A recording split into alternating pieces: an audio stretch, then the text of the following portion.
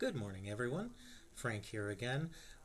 For whatever reason, I decided to buy another cheap Amazon webcam to compare it to my Logitech C922 ProStream.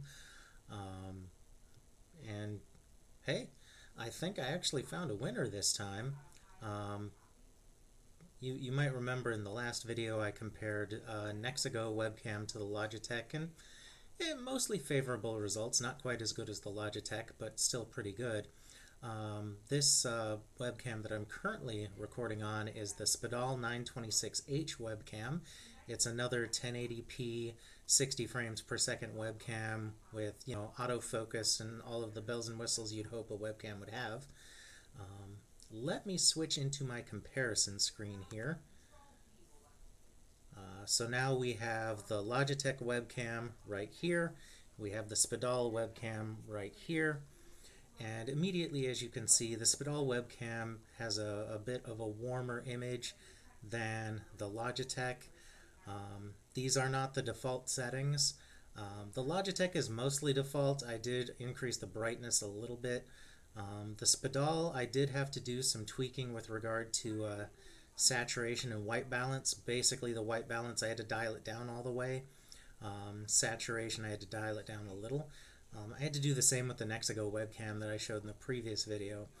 But as you can see, with a little bit of tweaking, the image is all right. Um, I wouldn't necessarily call it inaccurate.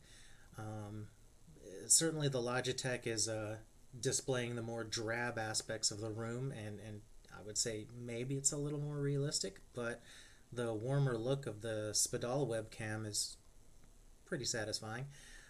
The one thing it does share with its Nexigo cousin, which makes me think that the internals are, if they're not the same as Nexigo's, they're very similar, is it also has a bit of a twitchy autofocus, but it's not quite as twitchy as the Nexigo.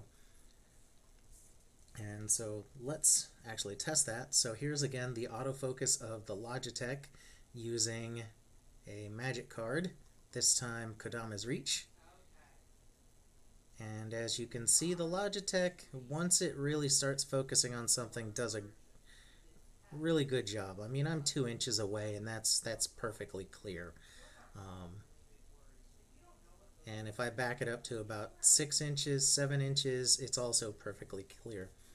The Spedal webcam at the 6 or 7 inch distance, as long as I can hold it perfectly still, it's pretty good. As I get closer, you can see the autofocus still manages to keep up pretty well, which it's doing a better job than the Nexigo did, I'll give it that. But again, when you get close, it takes it a second or two to really get in focus. And if you try and get super close within 2 inches or so, the autofocus just takes forever. It does manage it from time to time though, which the Nexigo was unable to do.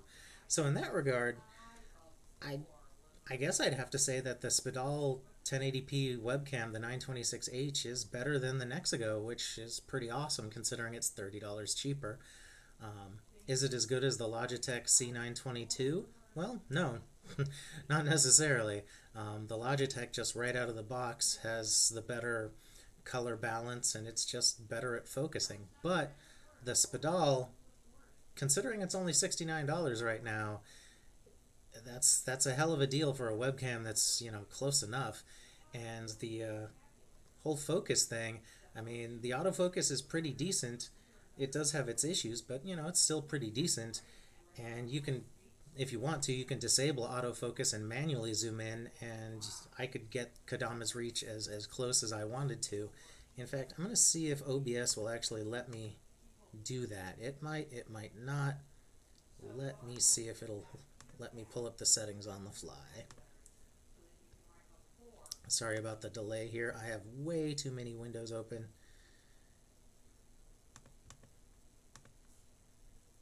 Just way too many windows open. Okay, so I'm in the configuration screen, which hopefully you can't see. And so here's the manual focus. And obviously I'm getting close. It's sort of doing it. But let me disable the autofocus and now see, I can dial it in, and you can do pretty much the same on the Nexigo. This one just dials in so much quicker. So let me switch that back to autofocus. So yeah, I only have good things to say about the Spedal 1080p 60 frames per second webcam. Frankly, I don't understand why anyone would pay the Logitech tax right now.